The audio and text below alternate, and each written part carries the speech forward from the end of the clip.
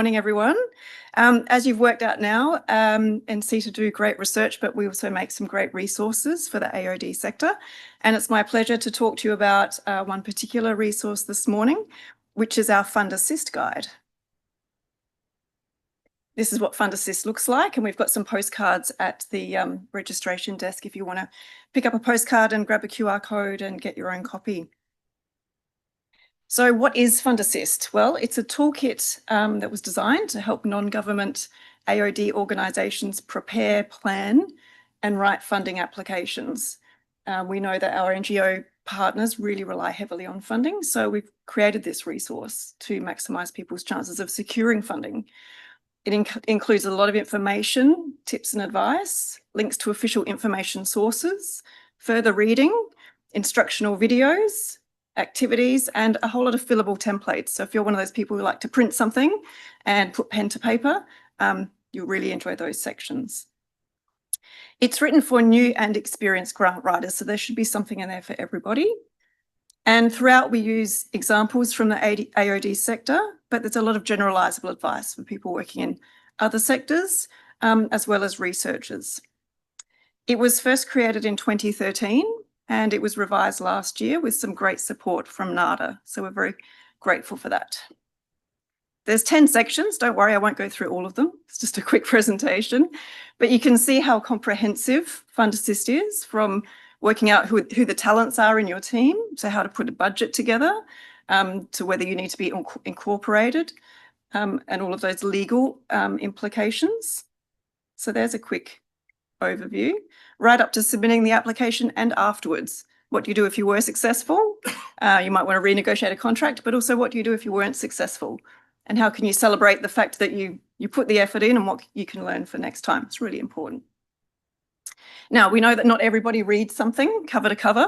That might be our expectation, but in reality, people like to dip in and out to the sections that they think are most useful for them. So each section is written as standalone, and there's a lot of cross-references to other sections.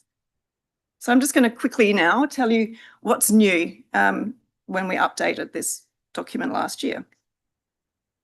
So under the section on demonstrating needs, it's really important with a grant to demonstrate either that what you're doing is novel and new, or you might want to demonstrate that what you're doing or what you would like to do is effective and has evidence behind it.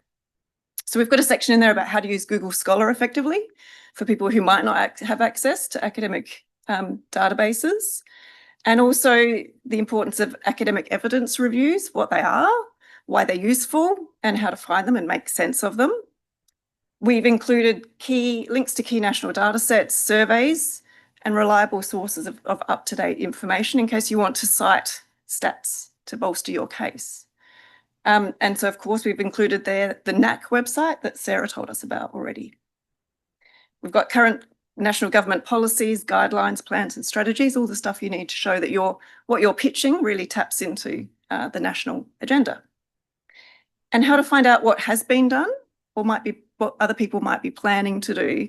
And I think we really don't acknowledge how useful the Connections newsletter is as a website. So that's a really handy tip to go to the Drug and Alcohol Research Connections website, have a look for articles, and you'll find research people have done or projects that have just been started.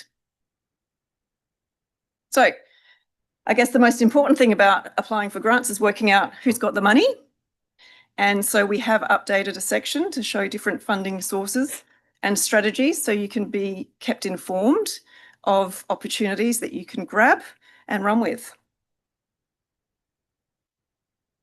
Also in that section, we've introduced the Power Interest Grid.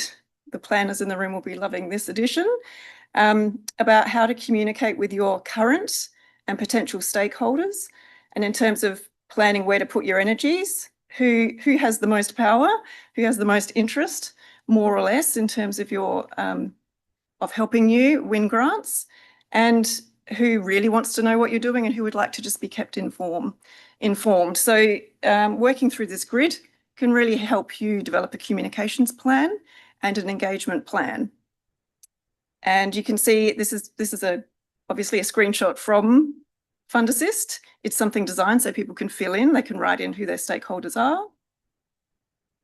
The other thing we added was around coming up with a compelling story or a compelling narrative or pitch for what you want to do. And so we've got a link to some YouTube videos and clips about Randy Olson's work. He wrote a book called Houston, We Have a Narrative, and he's known for this and but therefore technique. So you start with a big picture issue, go down to a smaller picture issue, tell us about a problem, and then let us know what you're going to do about it. So one of the examples is big picture. Clients are more likely to engage in harm reduction services where they feel understood. And workers with lived living experience understand clients the best. But we don't currently have the resources to employ a lived living experience peer worker. Therefore, we're seeking funding. It's really catchy. Researchers use it when they're pitching 100-word statements, 300-word statements, 10-page documents. It's at the core of a good story, but it's really hard to get at that. So in FundAssist, we have a guide to help people think about what's their big picture, what's their smaller picture, and how to put this all together. And then throughout the whole document, we have emphasised wherever we can the importance of engaging consumers, stakeholders and end users, such as Aboriginal and Torres Strait Islander people, the local community, and people with lived living experience of AOD. And we're emphasising the need for genuine consultation, collaboration and engagement right from the outset of a project, or even deciding what project you want to invest your time in. So thank you very much for letting me share FundAssist with you. Go forth, write great grants, and I hope you're really successful. Thank you.